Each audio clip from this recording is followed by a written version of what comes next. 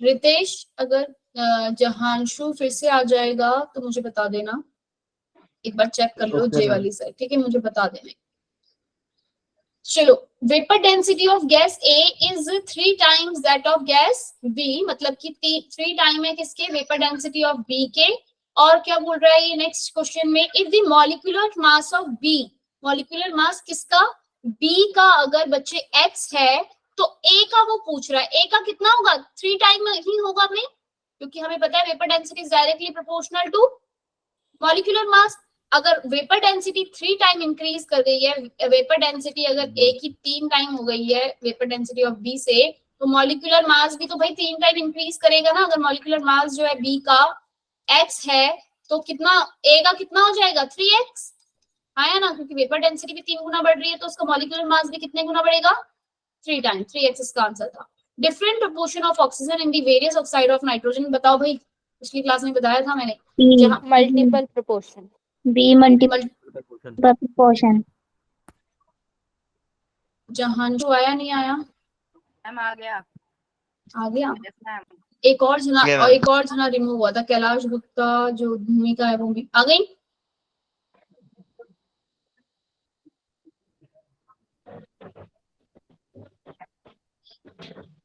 Ma'am नहीं, तुम हो भूमिका, तो कैलाश गुप्ता नाम से था ना वो, उसका नाम क्या था, चलो खुशी कहाँ है, आ गई। Question number 22, 3 different proportion of oxygen in the various oxide of nitrogen prove the law of multiple proportion. Next, the atomic number of identify the total number of proton of the nucleus, which has the maximum number of atom. हमने किया था number of atom निकालना था, पहले हमने इनकी number of moles निकाले, जिसके number of moles ज्यादा उसके number of atom भी ज्यादा, तो हमने देखा था इसका 2 आ रहा था, वास्तव का 1 आ रहा था, तो A is correct option। इतना तो सबको आ गया था ना भाई, यस मैम। चलो भाई नहीं बोर करती, फटाफट से जो इसके टफ क्वेश्चन थे उसमें आते हैं। 1.5 mole of O2 combined with magnesium to form magnesium oxide, ये भी किया था हमने। Magnesium plus O2 gives 2 MgO आपका दे रहा था। वो कह रहा है कि 1.5 मोल अगर आपने O2 के यूज किए हैं तो with magnesium to form magnesium, the mass of magnesium कितना लिया होगा भाई, अगर O2 1.5 लिया है तो मैग्नीशियम कितना लिया होगा, 3 मोल लिया होगा, और एक मोल का जो मास होता है वो 24 होता है, 3 मोल का 72 ग्राम, 72 ग्राम। अब मुझे बता दो ये क्वेश्चन ऐसा हैंड रेज करो फटाफट से जिसको समझ नहीं आया। लेबा अगर समझ में नहीं आया तो हैंड डाउन करके बनाओ। गौरव को समझ नहीं आया, राइट, दक्ष को समझ नहीं आया, अर्पिता को नहीं। बच्चे ध्यान से देखना इस क्वेश्चन को, मैं फिर से बता रही हूँ, हम रिपीट कर रहे हैं चीजों को सिर्फ इसलिए कि तुम इस बार टेस्ट में अच्छा स्कोर करो। मैग्नीशियम से आपने O2 बनाया तो सबसे मैग्नीशियम ऑक्साइड फॉर्म हुआ, तो सबसे पहला काम है मुझे इसको बैलेंस करना, 2 यहाँ लिखूंगी 2 यहाँ, बैलेंस हो गई इक्वेशन, अर्पिता बैलेंस है, यस मैम। ठीक है। जब इक्वेशन आपकी बैलेंस हो गई बच्चे, उसने बोला 1.5 मोल O2 ले लो, ये बात मुझे पता है कि मेरा इनका स्टेशियोमेट्रिक कोफिशिएंट जो है वो सेम रहता है। अगर मैं 1 मोल ऑक्सीजन लूंगी तो मुझे मैग्नीशियम कितने मोल लेना पड़ेगा अर्पिता, 2 मोल। अगर ऑक्सीजन में 2 मोल लूंगी तो मुझे मैग्नीशियम कितना लेना पड़ेगा, 4। और यहाँ पे ये मैग्नीशियम ऑक्साइड कितना प्रोड्यूस होगा अगर 1 मोल ऑक्सीजन लिया है तो 2 मोल, और ऐसे ही यहाँ पे मैग्नीशियम ऑक्साइड कितना प्रोड्यूस होगा 4 मोल, क्योंकि इनका जो रेशियो है 1:2 ये सेम रहेगा 1:2। अगर O2 1.5 लूंगी तो कितना मैग्नीशियम यूज होगा 3 मोल। 1 मोल का मास मुझे पता है 24 ग्राम होता है, लिखा है यहाँ पे। मैग्नीशियम का मोलर मास जो भी होता है, एटॉमिक मास जो भी होता है वो 1 मोल उतना ही होता है। 1 mole equal to atomic mass के बराबर 24 ग्राम, तो 3 मोल कितने हो जाएगा x, 3 से मल्टीप्लाई कर दूंगी ना 24 को, 3 मोल में कितने ग्राम हो जाएंगे 72। क्लियर हो गई बात ये, yes ma'am. The atomic mass of element are usually fractional because of these are mixture of isotope। isotopes का मिक्सचर होता है इसलिए वो फ्रैक्शनल में आता है उसका जो मास है।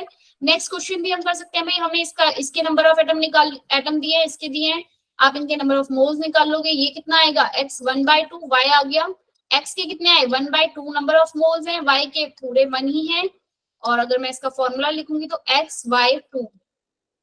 क्लियर हुआ ये क्वेश्चन, Yes, मेरे ma'am. ख्याल से मैंने किसी के कहने पे ये वाला इस टाइप का क्वेश्चन भी करवाया था भाई, याद है? Yes, ma'am. मॉलिक्यूलर फॉर्मूला निकालना है, निकाल सकते हो। मोलर मास गिवन है आपको, कार्बन की परसेंटेज गिवन है, तो ये क्वेश्चन तो हम कर चुके थे। जो क्वेश्चन नहीं किया था जरा उसे देखते हैं। क्वेश्चन दिख रहा है स्क्रीन पे, जूम करूं? क्लियर है इतना? Yes, ma'am. क्वेश्चन नंबर 30, ये शायद हमने नहीं किया था ना ये? No, ma'am. किसी ने पूछा भी था मुझसे question. A mixture of calcium chloride and sodium chloride of mass is this, इतने मास का दोनों लिए हैं। Sodium carbonate solution to precipitate all calcium 2 plus ion to calcium carbonate. Calcium carbonate so obtained is heating strongly to get 0.56 gram of calcium oxide. मतलब कि reaction बहुत सारी भी है इसके अंदर। देखो जरा, एक मिक्सचर था, कैल्शियम क्लोराइड है, NaCl पड़ा है, उसने क्या किया, इसको रिएक्ट करवाया किसके साथ? सोडियम कार्बोनेट के साथ। सोडियम कार्बोनेट के साथ रिएक्शन करवाई तो यहाँ पे जो कैल्शियम जितना भी था वो कैल्शियम कार्बोनेट में कन्वर्ट हो गया। बात समझ में आई क्या हुआ है? आपके पास ये मिक्सचर था कितना? 4.44 ग्राम। 4.44 ग्राम का ये मिक्सचर था। क्वेश्चन थोड़ा लेंथी है, आपको इसी तरीके के क्वेश्चन आपके जेईई और नीट वेट एग्जाम में आते हैं, तो उनको पढ़ना और कैसे सॉल्व करना है हमें पता होना चाहिए। ठीक है नायर, प्रियंका, साची, हैंड डाउन कर लो जिनके भी हैंड्स अप हैं। कैल्शियम क्लोराइड 4.44 ग्राम कैल्शियम क्लोराइड और NaCl दोनों का मिक्सचर लिया, इन दोनों का हमने सोडियम कार्बोनेट के साथ रिएक्शन करवाया तो कैल्शियम कार्बोनेट फॉर्म हुआ। उसके बाद कैल्शियम कार्बोनेट को क्या किया है इसने? हीट करा, स्ट्रांगली हीट किया है, तो आपके पास क्या फॉर्म हुआ है? Calcium oxide. और जो ये कैल्शियम ऑक्साइड बना, इसका मास गिवन है आपको 0.56 ग्राम। क्या आप मुझे बता सकते हो कैल्शियम ऑक्साइड में आपका कैल्शियम का जो मास है वो कितना होगा? कैल्शियम ऑक्साइड में कैल्शियम का मास कितना होगा? 40 कैल्शियम का मास कितना होगा बच्चे? 40 जाएगा।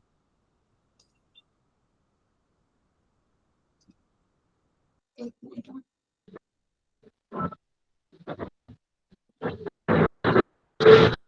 माइक ऑफ करो बच्चे अपना। क्वेश्चन नंबर क्या है ये? 30 ना?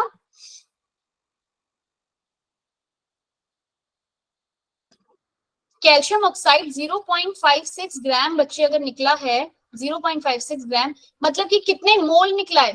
मोल निकाल सकते हो आप। गिवन मास 0.56 अपॉन में मोलर मास 56। कैल्शियम ऑक्साइड कितने मोल प्रोड्यूस हुआ आपका? 2.1. 0.01 आ रहा है क्या? 0.01 बोलो भाई, है ना? नंबर ऑफ मोल्स कितने आए?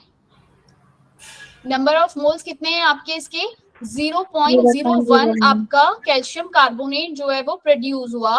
तो यानी कि नंबर ऑफ मोल जो कैल्शियम था वो कितना होगा इसमें? रिजल्ट का कोई वो आ रहा है, देखना चाहिए यूट्यूब। अरे माइक ऑफ कर दो भाई।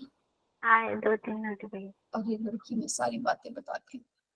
योगिता, योगिता जी कर दिया इसने माइक ऑफ अपना? मैम 0.04. 4 कैसे आया? 0.04 कैसे आया भाई? हम 40 से मल्टीप्लाई। अरे 40 से मल्टीप्लाई क्यों किया? अभी तो हमें इसका मास ऑफ हम कैल्शियम क्लोराइड चाहिए हमें, कि कैल्शियम क्लोराइड का, यानी कि बच्चे कैल्शियम ऑक्साइड के अगर 0.01 मोल आपके यहाँ पे प्रोड्यूस हुए हैं, यानी कि कैल्शियम क्लोराइड भी कितने मोल रहा होगा? 0.01 आया ना? या कैल्शियम ऑक्साइड अगर 0.01 मिला यानी कि कैल्शियम कार्बोनेट 0.01 मोल रहा होगा। मोल तो सबका हमारा जो स्टोइचियोमेट्रिक कोएफिशिएंट, अगर ये 1 मोल है तो ये भी 1 मोल होता है। अगर ये 0.01 मोल निकला है तो ये भी 0.01 मोल निकला होगा, और ये 0.01 मोल निकला है तो कैल्शियम क्लोराइड भी कितना निकला होगा? 0.01 मोल रहा होगा। आया ना? बात समझ में आई? बताओ भाई, ये बात समझ में आई? क्या बोला मैंने कि कैल्शियम ऑक्साइड 0.01 है तो कैल्शियम कार्बोनेट भी 0.01 होगा, और कैल्शियम क्लोराइड भी कितना रहा होगा? 0.01।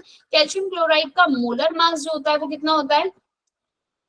Molar mass 111। ठीक है, तो 0.01 है तो यानी कि कैल्शियम क्लोराइड कितने ग्राम रहा होगा? 1.11 ग्राम।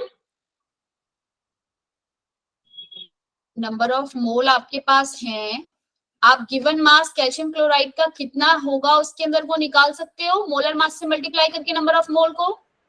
Molar mass multiply number of mole कितने 0.01 मल्टीप्लाई बाय 111 1.11 ग्राम।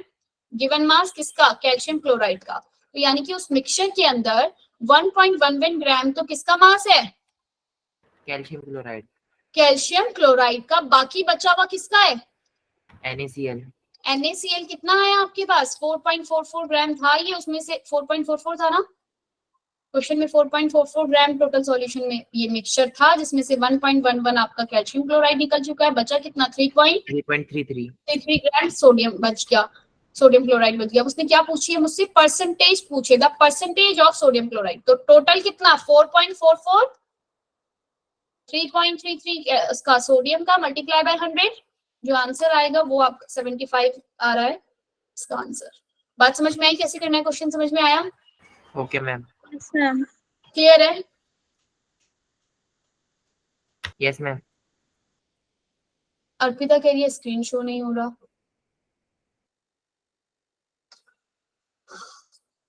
अर्पिता फिर से आउट होके फिर दोबारा से आओ। ये क्वेश्चन भी हम कर चुके हैं, ये तो मैंने करवाया क्लास के अंदर। इसका आंसर हमारा कुछ क्या आया था, किसी को याद है? C2H5 MB C2H5 हाँ ये किया था। Law of multiple proportion C, इसका ये भी किया था। नेक्स्ट आ जाओ आपका ये क्वेश्चन नंबर 33। ये क्वेश्चन थोड़ा बड़ा सा है पर ये क्वेश्चन पता है इजी कैटेगरी का है। करके देखोगे इसे एक बार खुद अपने आप। क्वेश्चन किसी ने किया था इसे? मैम ये बड़ा है तो इजी कैसे होगा?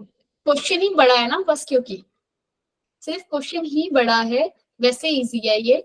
To element X and Y combine to form compound ABC। मतलब कि A में भी XY है का कोई कंपाउंड है, A है B है C, 3 कंपाउंड है। इसमें भी XY मिला है, इसमें भी XY है और इसमें भी XY, मतलब XY तीनों मिला रहा है। ठीक है, XY कंबाइन हुआ, ABC उसने मिलाया। The ratio of different masses of Y which combine with fixed mass of X।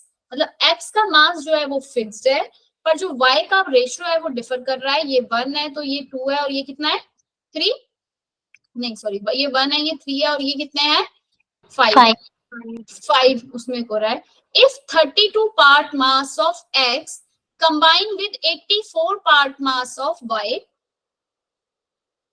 अगर इन B, अगर B के अंदर, B वाले कंपाउंड के अंदर B में 32 पार्ट किसका है, 32 लिखा ना, 32 पार्ट अगर X का है तो Y का कितना पार्ट है 84। B वाले कंपाउंड में जब X का 32 पार्ट है तो Y का कितना है 84। वो बोल रहा है C में अगर 16 पार्ट है, C में अगर कितना है 16 पार्ट है तो अगर C में 16 पार्ट है X का तो Y का कितना पार्ट होगा पूछ रहा है। बात समझ में आई? 42 अगर ये दोनों, अगर B XY 3 है, C भी अगर XY 3 होता ना तो आप कह देते कि भाई 32X में इसका 84 हो रहा है तो ये अगर इसका आधा हो गया तो इसका भी आधा कर दो तो 42 हो जाएगा। बात समझ में आई क्या कह रही हूँ मैं? अगर दोनों XY 3 होते, लेकिन यहाँ ये XY क्या है 5। बात समझ में आई? XY क्या है यहाँ पर 5 है बच्चे। XY अगर 5 है तो यानी कि Y का रेशियो जो है वो क्या होना चाहिए था, Y का रेशियो B और C में 3:5 है। Y का रेशियो B और C में कितना है 3:5 का रेशियो है ना, 3:5।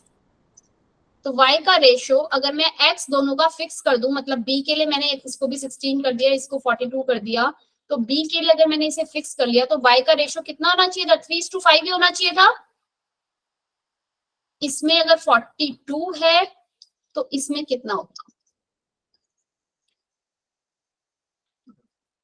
नहीं समझ में आया? 3 1 3 कितना आ रहा है 70, 45 14 मल्टीप्लाई बाय 5 7। बात समझ में नहीं आई भाई? थोड़ा सा क्वेश्चन टफ है लेकिन इजी है जो वो कहना चाह रहा है। मेरा बात समझो जरा, पहले तो हमें क्वेश्चन समझ में आ गया ना वो क्या क्या कह रहा है कि X का मास तो हमने फिक्स रखा है, Y जो है वो अलग अलग रेशियो में है, Y एक में 3 है और इसमें कितना है 5 है। फिर से सुन लो, ध्यान से सुनो, ठीक है। Y एक में Y 3 है, इसमें Y 5 है।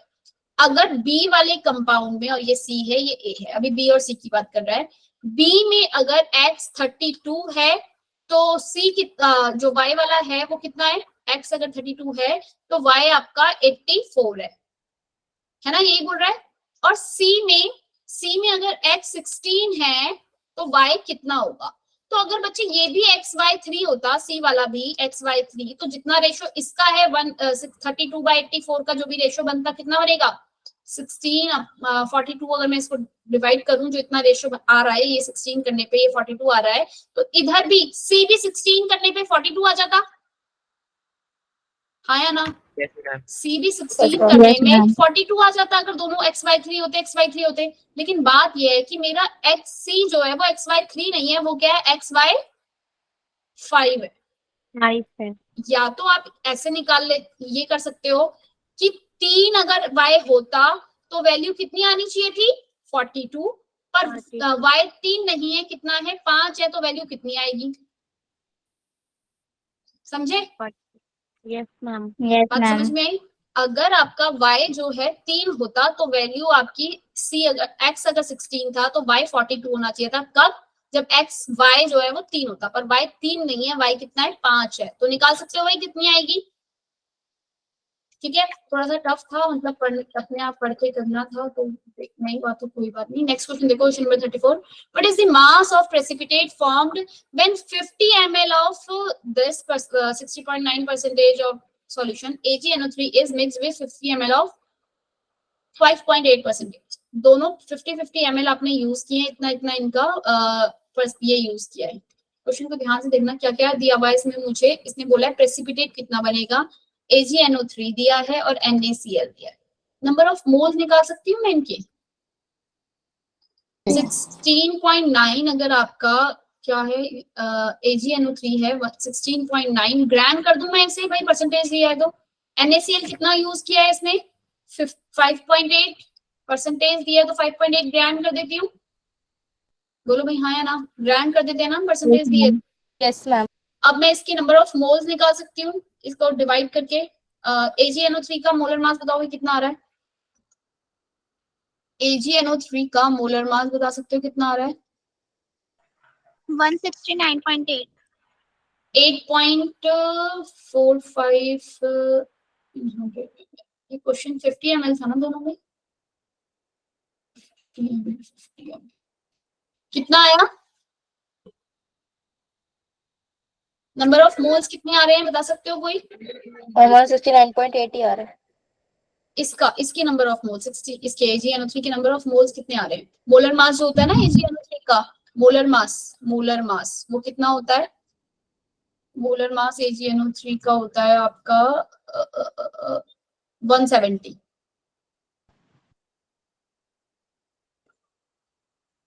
170 मोलर मास होता है। क्वेश्चन में थोड़ा सा गड़बड़ है, लेकिन आप अब इसी के लिए सॉल्व करते हैं अभी के लिए। मोलर मास 170 होता है क्वेश्चन का, तो क्या आप ये मोलर मास 170 होता है AgNO3 का, तो आप मुझे इसके लिए 16.9 का अप्रॉक्स 7 ही कर लेते हैं। कितना आ रहा है नंबर ऑफ मोल्स AgNO3 के 0.01 या 0.1, कोई भी बता दो भाई। 0.1 आ रहा है, 0.1 मोल। Yes ma'am. मेरा सम 0.1 मोल आपके AgNO3 के हो रहे हैं। ऐसे ही 5.8 ग्राम ये भी जो इसके 0.1 हो रहे हैं, और आपका जो AgCl है उसके भी इतने ही मोल निकलेंगे 0.1। AgCl के भी इतने ही मोल निकलेंगे, तो 0.1 को AgCl के मोलर मास से मल्टीप्लाई कर दोगे। AgCl का मोलर मास कितना होता है भाई, सिल्वर क्लोराइड का जो मोलर मास होता है वो कितना होता है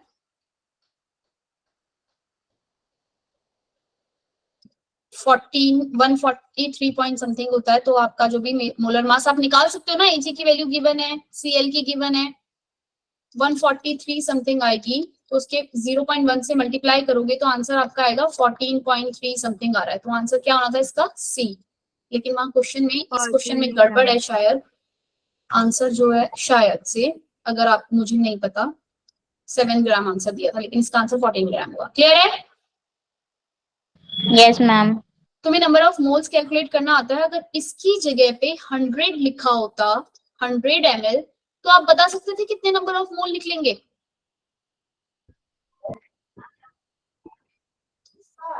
अगर वहां पर 50 ml की जगह 100 ml लिखा होता, तो आप मुझे नंबर ऑफ मोल बता सकते हो कितने यूज होंगे। नंबर ऑफ मोल निकालने का फॉर्मूला पता है? M1V1 होता है नंबर ऑफ मोल। हमने मोलैरिटी किया था, याद है? Yes, ma'am. मोलैरिटी, मोलैरिटी में हम कैसे निकालते थे? नंबर ऑफ मोल अपॉन में वॉल्यूम। अगर मेरे पास ये गिवन है, मोलैरिटी गिवन है, वॉल्यूम गिवन है, तो मैं नंबर ऑफ मोल निकाल सकती हूँ M1V1 करके। ठीक है, आपके पास जो भी यहाँ पे 16.9 ग्राम अगर था, तो आप नंबर ऑफ मोल को क्या करोगे? इसका जो वॉल्यूम वाला पार्ट है इसको भी इंक्लूड करोगे। ठीक है, तो क्या करोगे? इसको मल्टीप्लाई कर दोगे तो आपके नंबर ऑफ मोल कैसे निकलेंगे बच्चे? 16 को आप क्या करोगे? पहले आधा करोगे। 16 को क्या कर लोगे? अगर यहाँ पे ये 100 ml गिवन होता तो। ये क्वेश्चन अभी थोड़ा सा गड़बड़ है। ठीक है, इसका क्वेश्चन कुछ और, मतलब आंसर जो है आपकी बुक में कितना आंसर था जो था जो ठीक आ रहा था? किसी को पता है? किसी ने किया था जो देखा आंसर शीट? तुम्हारे पास ये क्वेश्चन पेपर है? है ना? No ma'am. चलो अभी जो हमने किया उससे तो इसका आंसर ये आएगा, वो ठीक है, ये क्वेश्चन उस हिसाब से ठीक है, बट मेरे ख्याल से जो इसकी आंसर की थी उसमें कुछ और था, तो लेकिन अभी के लिए ठीक है, इसका आंसर यही आएगा। C 14 ग्राम आपने जैसे किया उससे आपने पहले इसके नंबर ऑफ मोल्स निकाले, फिर 5.8 इसके निकाले। हाँ मैम मेरा सही आया था। 7 ग्राम आया था। Yes ma'am. 7 क्वेश्चन क्या था वहाँ? 50 ml ही था।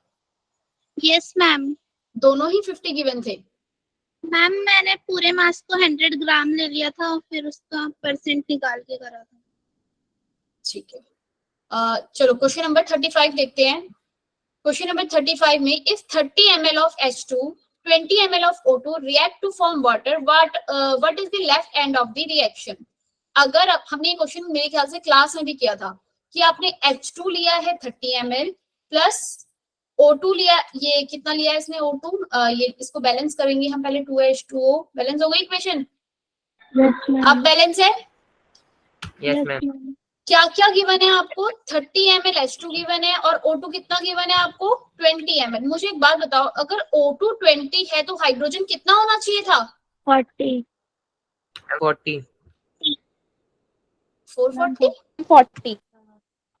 40 होना चाहिए था। तो आपके पास जो लिमिटिंग रिएजेंट है वो क्या हो गया?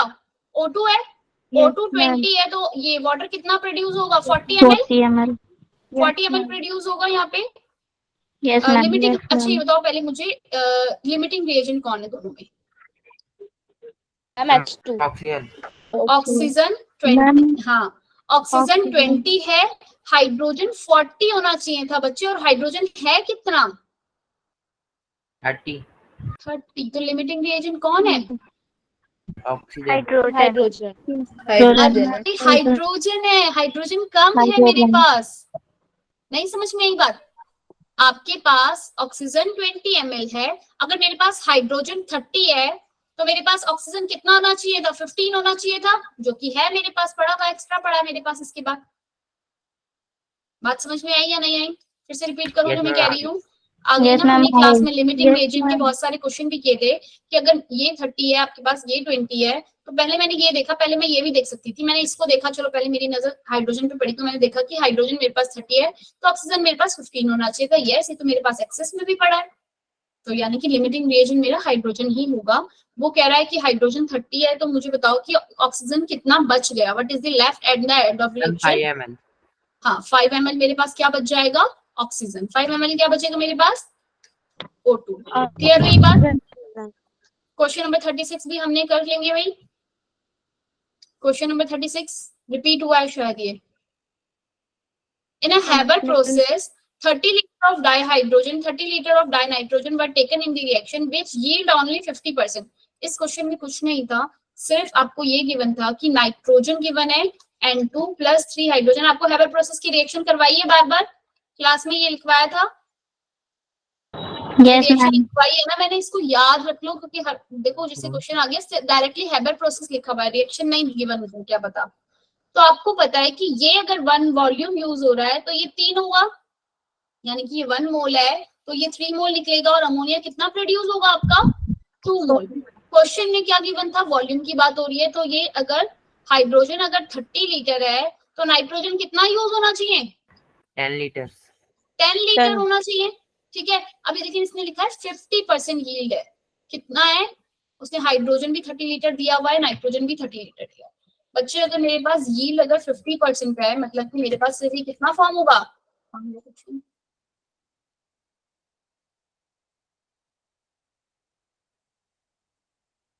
आपकी जब यील्ड अगर 50% गिवन है, तो यानी कि नाइट्रोजन कितना यूज होगा, 5 लीटर, हाइड्रोजन कितना यूज होगा, इसका 3 गुना 15 लीटर, अमोनिया कितना प्रोड्यूस होगा, इसका 2 गुना यानी कि 10 लीटर। आया ना? Yes ma'am. और इनिशियली कितना गिवन था, नाइट्रोजन 30 लीटर नाइट्रोजन गिवन था, 30 लीटर हाइड्रोजन गिवन था। अब बच क्या क्या गया है, नाइट्रोजन कितना बच गया 25 लीटर, हाइड्रोजन कितना बच गया 15 लीटर, अमोनिया कितना, अमोनिया कितना प्रोड्यूस हो गया है 10 लीटर। 10 लीटर। तो इसमें कौन सा मैम ऑप्शन करेक्ट है, क्या बच्चे, मैम 25 लीटर ये अमोनिया 10 लीटर कैसे बचा? बचा नहीं बच्चे, फॉर्म हुआ है, वो तो था ही नहीं ना रिएक्शन में पहले, वो तो बाद में फॉर्म हुआ। 5 लीटर नाइट इस 10 लीटर होना चाहिए था 30, उसने कहा 50% ही यील्ड है, तो 50% मतलब कि अपना आधा ही लेगा वो। 30 लीटर अगर नाइट्रोजन था तो उसका आधा ही लिया उसने 15 लीटर, तो 5 लीटर ये लिया, तो 5 लीटर लेगा तो इसका 2 गुना बन रहा है ना, 1 का 2 गुना हो रहा है अमोनिया, तो 5 का 2 गुना 10। Clear? Okay ma'am. Yes ma'am. चलो ऑप्शन देख लेना कौन सा ठीक है। क्वेश्चन नंबर 38 बताओ, 1 मोल ए 1 मोल बी आपने लिया, ठीक है, 1 मोल ए और 1 मोल बी, रिएक्शन थी 2A + 3B gives 4C + 5D। अगर ए आपने ये भी 1 मोल लिया, पहले तो आपको इसमें ढूंढना पड़ेगा कि लिमिटिंग रिएजेंट कौन है, ये भी 1 है ये भी 1 मोल है, बताओ इन दोनों में लिमिटिंग रिएजेंट कौन सा है।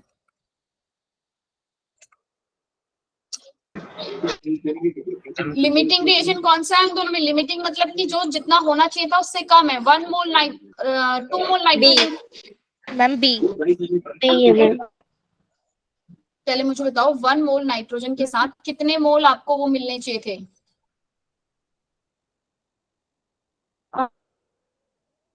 1.5।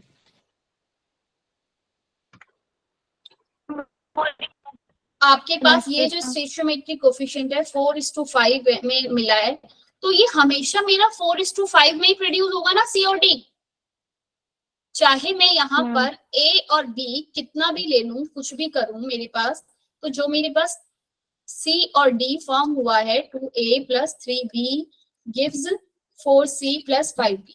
मेरे पास अगर ये 1 मोल है, ये भी 1 मोल है बच्चे, पहले तो मैं लिमिटिंग रिएजेंट वैसे ही पूछ रही हूँ, आप मुझे लिमिटिंग रिएजेंट बता सकते हो, क्योंकि ये अगर 1 मोल है तो मेरे पास ये B कितना होना चाहिए था, 1.5 होना चाहिए था ना। अगर ये 1 मोल है तो B मेरे पास 1.5 मोल होना चाहिए था, लेकिन B मेरे पास 1 मोल ही है, तो मेरा लिमिटिंग रिएजेंट तो B है, लेकिन इसमें इसका कोई काम नहीं था। उसने पूछा था C और D का रेशियो बताओ, तो C और D हमेशा अपने स्टेशियोमेट्रिक कोफिशिएंट रेशियो में ही मिलेंगे, 4:5 रेशियो में ही मिलेगा ना हमेशा मुझे। Yes ma'am. बात समझ में आई? आपके पास कोई भी अगर प्रोडक्ट है, तो मैंने बताया ना कि ये जो आपका ये जो प्रोड्यूस होने वाला स्टेशियोमेट्रिक कोफिशिएंट का रेशियो है वो यही रहेगा जो इसका रेशियो है, रेशियो तो हमेशा सेम ही रहेगा, 4:5 ही इसका आंसर। क्लियर है ये बात? Yes ma'am. बात समझ में आई? रिपीट करनी है? Yes ma'am. क्लियर।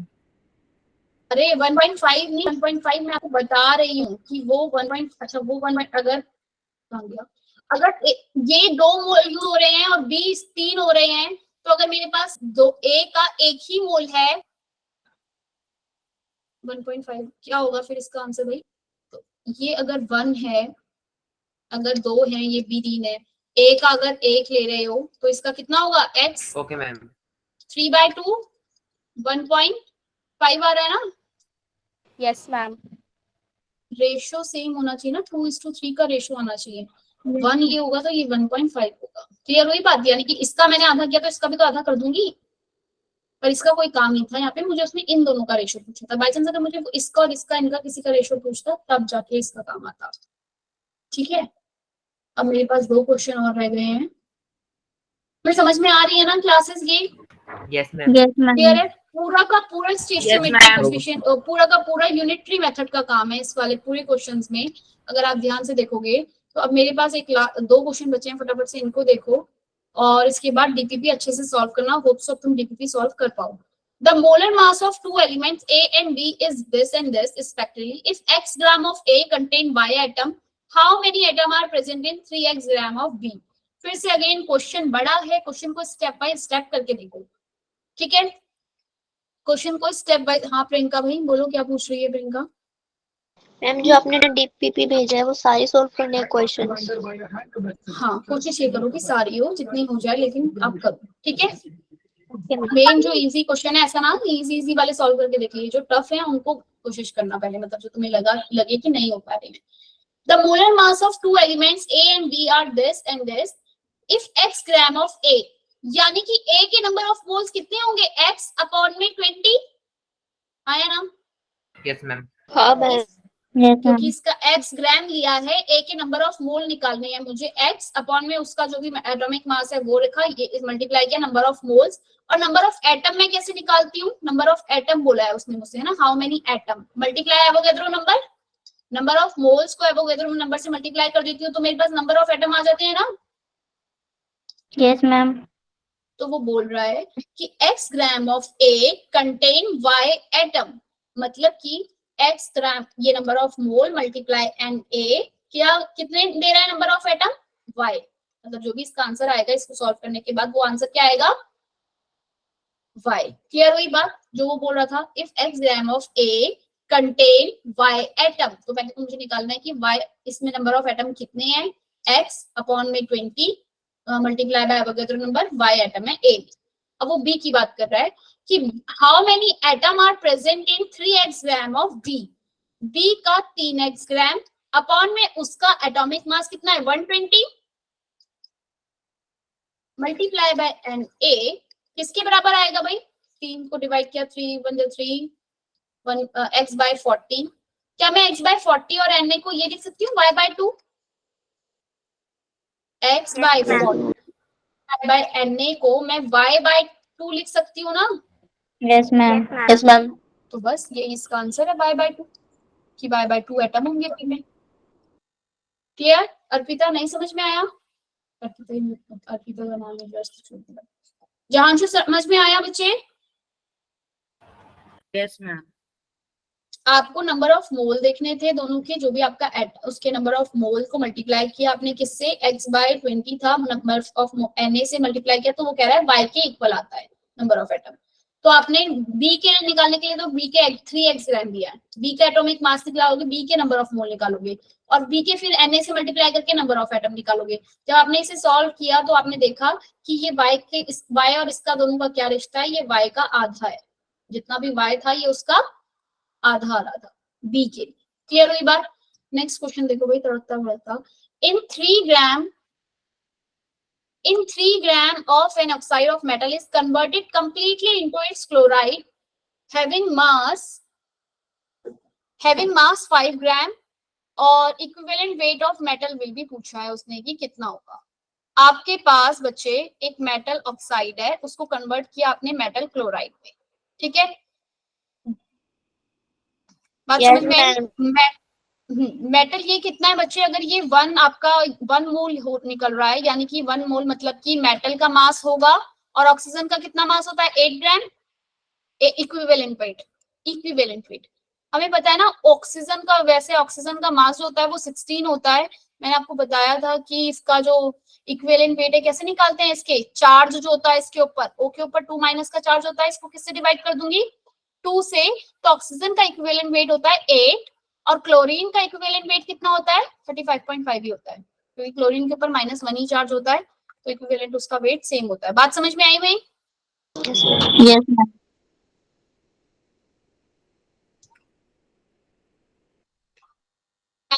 ये इतना ग्राम आपका और ऑक्साइड यूज होके आपको मेटल क्लोराइड इतना मिलना चाहिए था। एक्चुअल में जो मेटल ऑक्साइड है वो कितना दिया है उसने? 3 ग्राम यूज किया है, और प्रोड्यूस कितना हुआ है क्लोराइड? 5 ग्राम। क्रॉस मल्टीप्लाई करोगे वैल्यू निकाल लोगे, निकाल सकते हो भाई?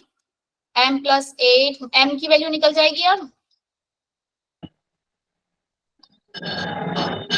बोलो भाई, m की वैल्यू आएगी? आ जाएगी ना m की वैल्यू? इक्वेशन बन गई, इक्वेशन सॉल्व करना आता है? लेके जाना है मैम हाँ, माइक ऑफ करो भाई। मैम ये हाँ विवेक मैम ये बोलो। ऑक्सीजन का नंबर लेना था कि मास लेना था? बच्चे एटॉमिक नंबर नहीं ले रहे थे, हम एटॉमिक मास ही ले रहे हैं, बट उसने बोला है इक्विवेलेंट वेट ऑफ मेटल निकालना था। नहीं आई बात समझ में?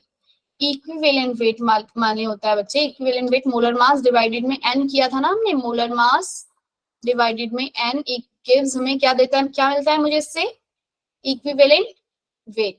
और जो ये एन Yes, की ma'am. ये जो एन की वैल्यू होती है बच्चे, ये आपके चार्ज पे, ऑक्सीजन के ऊपर जो चार्ज होता है वो 2 माइनस का होता है। ऐसे ही मतलब वैलेंसी जो इसकी होती है, वैलेंसी मोलर, ऑक्सीजन की वैलेंसी, ऑक्सीजन का मोलर मास एटॉमिक मास 16 होता है, लेकिन इसकी वैलेंसी कितनी होती है 2, तो इसलिए इक्विवेलेंट मास होता है 8।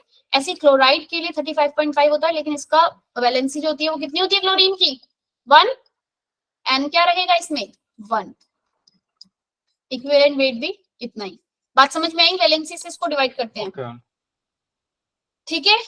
चलो अब हम पढ़ते हैं एटॉमिक स्ट्रक्चर वाले पार्ट में आते हैं। होप सो अब तुम अपना जो डीपीपी है उन्हें सॉल्व कर पाओ, और नेक्स्ट क्लास में मतलब नेक्स्ट वाला जो तुम्हारा टेस्ट है उसमें बहुत अच्छा परफॉर्म करोगे, हाँ या ना? Yes ma'am. चलो अब थोड़ा सा ना बोरिंग होने वाला है, क्योंकि ये चीज मैं तुम्हें पढ़ा चुकी हूँ, पर लेकिन तुमसे मैंने कुछ बोला था, होमवर्क दिया था, याद है? ये चीज मैं पढ़ा चुकी हूँ, पर कुछ बच्चे हैं जो कह रहे हैं कि हमें फिर से थोड़ा सा बता दो, है ना भाई? किरण क्या कह रही है?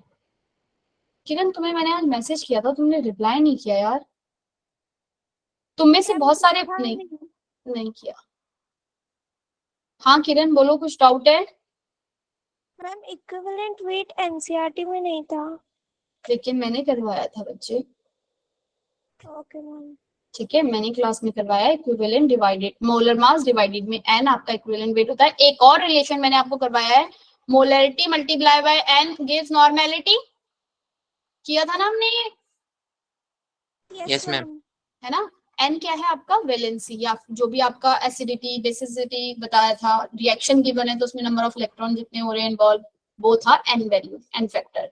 आप मोलैरिटी से मल्टीप्लाई करो तो नॉर्मेलिटी। कभी कभी इजी सा क्वेश्चन आ जाता है कि मोलैरिटी गिवन है नॉर्मेलिटी बताओ, या नॉर्मेलिटी गिवन है तो मोलैरिटी बताओ, तो ये रिलेशन याद रखना है आपको, ठीक है।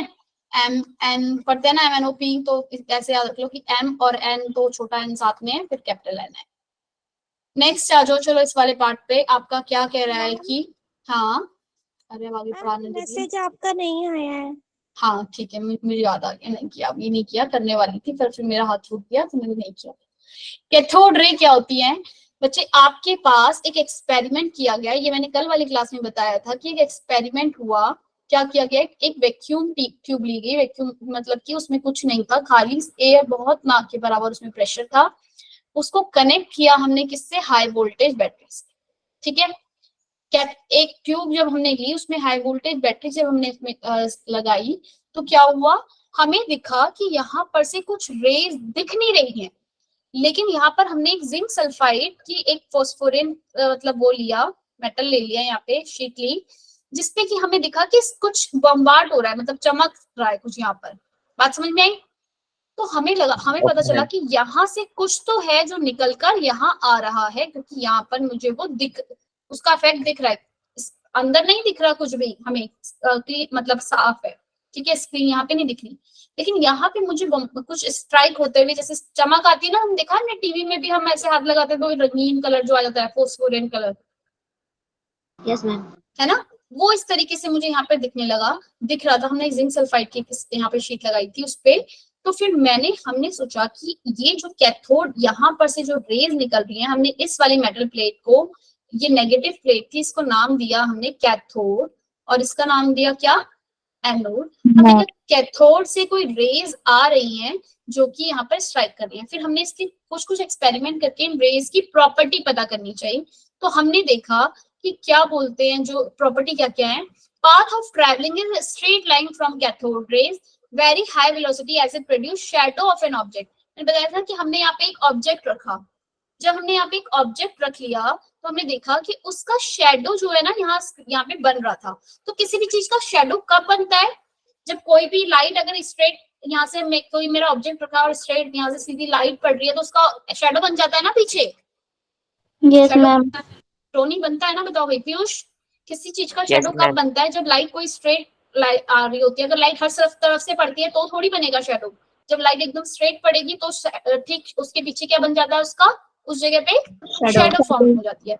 तो हमें इससे पता चला कि ये भी जो रेस थी भाई ये तो एक स्ट्रेट लाइन में ट्रेवल कर रही है।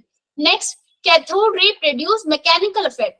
मतलब हमने क्या किया, यहाँ पे एक स्मॉल पैडल रखे छोटे छोटे, तो हमने क्या देखा, जब यहाँ से रेस जब पास हुई होंगी तो ये जो पैडल से ये मूव कर रहे थे, ये क्या कर रहे थे, मूव कर रहे थे। तो हमने कहा कि भाई इन ये जो कैथोड रे है ना, इसकी कुछ ना कुछ तो काइनेटिक एनर्जी है, मतलब कि ये क्या कर सकता है, पैडल को मूव कर सकता है, मैकेनिकल इफेक्ट शो कर रहा है। ठीक है, तो इसमें कुछ मटेरियल पार्ट भी है, रेस के अंदर कुछ ना कुछ मटेरियल पार्ट भी है, मतलब कि छोटे छोटे पार्टिकल्स इसके अंदर प्रेजेंट हैं। जब हमने इलेक्ट्रिक और मैग्नेटिक फील्ड अप्लाई करी इसके दोनों तरफ, दोनों साइड, मैंने क्या किया, यहाँ से मैग्नेटिक फील्ड जो अप्लाई करी, तो मैंने देखा ये जो रेस थी वो किस तरफ कन्वर्ट हुई, डिस्चार्ज ऑफ द रे डिफ्लेक्ट हो गई, किसकी तरफ, मतलब कि डिफ्लेक्ट हो गई चार्ज की तरफ। जो कैथोड रे थी वो नेगेटिवली चार्ज थी, तो वो पॉजिटिव की तरफ क्या हुई, डिफ्लेक्ट हुई, जिसकी वजह से मुझे पता चला कि इन कैथोड रेज की जो प्रॉपर्टी है वो क्या है, ये कैसी है, नेगेटिवली चार्ज है। ये कैसा पार्टिकल है, जो भी कोई निकल रहा है यहाँ से, कैसा है ये, मुझे नहीं पता क्या निकल रहा है, अभी नाम नहीं दिया, तो मैंने इनका नाम फिर पता चला कि ये नेगेटिवली चार्ज है, तो मैंने इनको कहा ये नेगेटिवली चार्ज है, इसलिए इनका नाम हम क्या रख देते हैं, नेगेटिवली चार्ज है, तो इनका नाम क्या रख दिया हमने, इलेक्ट्रॉन। हमने कहा कि यहाँ से जो निकल रहा है वो इलेक्ट्रॉन है। फिर हमने एक चीज और देखी, ये ग्रीन ग्लो इफेक्ट भी शो कर रहे थे, अभी बताया था ना मैंने स्टार्टिंग में कि ग्रीन ग्लो मतलब ग्रीन कलर का ऐसे ग्लो सा नहीं आता जैसे जिंक सल्फाइड स्क्रीन पे स्ट्राइक कर रहे थे।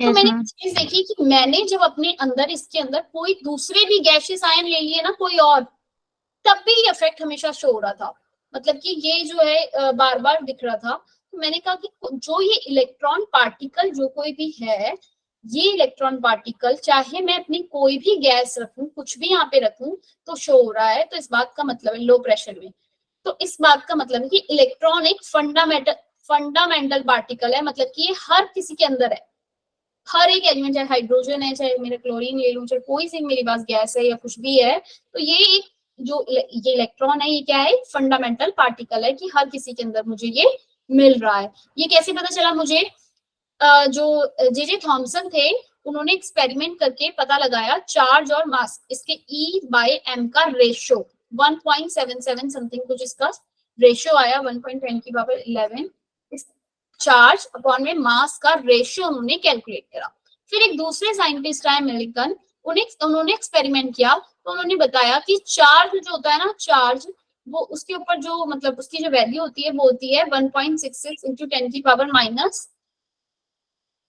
10⁻26, ठीक है, 23 इसकी वैल्यू होती है। तो उन्होंने बोला कि जो ये वैल्यू है इससे क्या पता चला, फिर मुझे E/m की वैल्यू मेरे पास थी 1.77 और आपने इसकी चार्ज की वैल्यू उन्होंने दे दी, तो मैं मास की वैल्यू कैलकुलेट कर सकती हूँ भाई, E की वैल्यू रख दी, m निकाल लूंगी भाई, आया ना। तो मेरे m की मास ऑफ इलेक्ट्रॉन जो था, E/m का रेशो मेरे पास था, चार्ज का मेरे पास रेशो था, मास ऑफ इलेक्ट्रॉन की वैल्यू मेरे पास 9.11 × 10⁻31 किलोग्राम आ गई।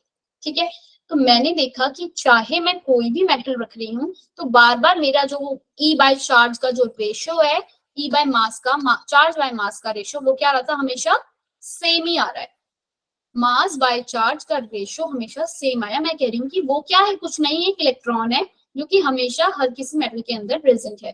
ठीक है, ऐसे ही फिर अब ये तो मेरे बात हुई कैथोड की, कैथोड की सारी प्रॉपर्टीज पता चल गई, स्ट्रेट लाइन में ट्रेवल करती है और क्या होता है उसके अंदर मैकेनिकल प्रॉपर्टीज होती हैं, और क्या देखा था, फोस्फोरिन रेज हमें फोस्फोरिन इफेक्ट हमें देती है। ठीक है, उसके बाद एक गोल्डस्टीन साइंटिस्ट आए, उन्होंने एक्सपेरिमेंट किया, उन्होंने अब की बार जो था कैथोड वाली ट्यूब को परफोरेटेड लिया, परफोरेटेड मतलब कोई बताएगा परफोरेटेड मतलब क्या, होल वाली ट्यूब ली, मतलब कि होल थे उसमें छोटे छोटे कैथोड की तरफ।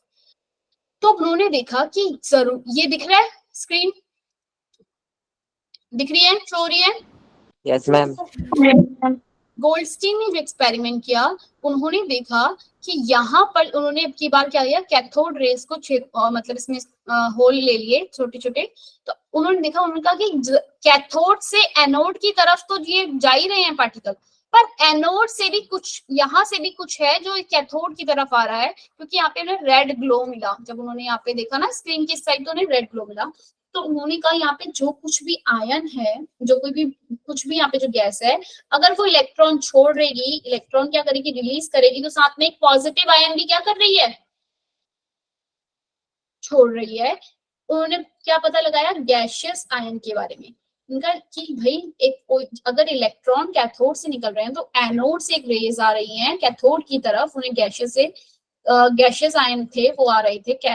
उन्होंने भी प्रोटॉन नाम नहीं दिया है, ठीक है। तो ये वर्ड क्या है, कहाँ से आया इसका, इसको क्या बोला गया, canal rays. Canal rays, canal rays किसे बोला गया है, एनोड रेस को। ये बात याद रखना, कभी कभी क्वेश्चन आ जाता है। कैनाल रेस मतलब क्यों कहा गया, क्योंकि कैथोड में कैनाल बनाए गए, मतलब छोटे छोटे छेद बनाए गए ना कैथोड वाली साइड, कैनाल बनाए गए। कहाँ कौन पास हुआ, यहाँ से एनोड वाली रेस, तो इसलिए इनका नाम कैनाल रेस या फिर एनोड रेस बोलते हैं। बात समझ में आई, आया ना, यहाँ तक क्लियर है, बोलो भाई। Yes ma'am. एनोड रेस भी क्या कर रही थी, आपकी स्ट्रेट पाथ में कर रही थी, उसमें भी आपका जो था व्हील जो था उसको वो क्या कर रहा था, वो भी मूव कर रहा था, यानी कि उसमें ये जो एनोड जो रेस निकल रही है, ये को इनके अंदर पार्टिकल मटेरियल प्रॉपर्टीज भी हैं, मतलब कि छोटे छोटे पार्टिकल से बना हुआ है, तभी ये मूव कर पा रहा है। बट एक चीज इसकी डिफरेंट थी, किससे, इलेक्ट्रॉन वाले से, कैथोड रे से, क्या कि इसका चार्ज बाय मास का रेशो जो वो निकाल रहे थे, जिस चार्ज बाय मास का रेशो कैथोड रेस के लिए तो बार बार यही आ रहा था, लेकिन इसके लिए एनोड रेस के लिए जो हम एनोड वाला एक्सपेरिमेंट कर रहे थे, एनोड रेस के लिए ये वैल्यू बार बार क्या आ रही थी, डिफरेंट। अगर मेरे पास कोई दूसरा गैसियस आयन था वैक्यूम के अंदर, तो मेरे पास दूसरी वैल्यू आ रही थी। तो इससे हमें पता चला कि भाई ये गैसियस आयन जो है ये कुछ है, ठीक है, जिसकी वैल्यू क्या है, पॉजिटिव पार्टिकल कांस्टेंट पॉजिटिव रे इज डिफरेंट व्हेन हाइट। फिर उन्होंने लिया हाइड्रोजन गैस, उन्होंने देखा किसके लिए सबसे ज्यादा वैल्यू आ रही है, तो उन्होंने देखा हाइड्रोजन गैस के लिए जो वैल्यू है वो चार्ज बाय मास की सबसे ज्यादा आ रही है, क्योंकि हाइड्रोजन एक ही प्रोटॉन होता है, उसमें एक इलेक्ट्रॉन होता है, आया ना मैम, न्यूट्रॉन नहीं होता। हाँ, एक ही प्रोटॉन होता है ना, तो जो भी कोई वैल्यू आएगी हाइड्रोजन की, वो किसकी होगी, सिर्फ और सिर्फ किसकी होगी, प्रोटॉन की, प्रोटॉन क्योंकि की। उसमें सिर्फ प्रोटॉन ही है और एक ही है, बाकी गैसियस आयन में तो और भी प्रोटॉन हो सकते हैं। इस वाले में हाइड्रोजन के लिए सिर्फ कितना है, एक ही प्रोटॉन है, ठीक है। तो इसलिए उससे पता चला, उन्होंने फिर हाइड्रोजन के साथ किया, तो उन्होंने कहा कि भाई कुछ जो हाइड्रोजन सबसे लाइटेस्ट है सारे पॉजिटिव पार्टिकल में, तो ये इसको उन्होंने नाम दिया प्रोटॉन, इसलिए हम हाइड्रोजन को प्रोटॉन भी कहते हैं।